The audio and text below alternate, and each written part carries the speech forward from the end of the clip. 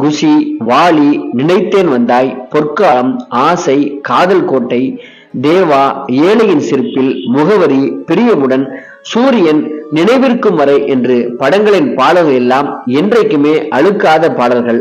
இவை அல்லாமல் ரஜினியின் படங்களான அண்ணாமலை, பாட்ஷா படங்களின் பாடல்கள், கமலுடைய அவ்வை சண்முகி பாடல்கள் எல்லாம் என்றைக்கும் மறக்க முடியாத லிஸ்டில் இருக்கக்கூடியவை.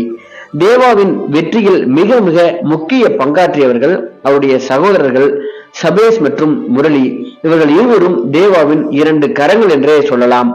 தேவா என்றாலே கூறப்படும் குற்றச்சாட்டு காப்பி தான்.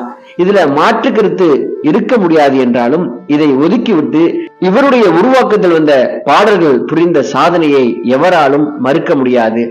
எந்த ஒரு மனிதனுக்கும் மற்றவர்களிடம் இல்லாத ஒரு தனித்தன்மை இருக்கும். தேவாவின் தனித்தன்மை கானா பாடல்கள் தான். தேவாவை விட திறமையானவர்கள் இளையராஜா, ரகுமான்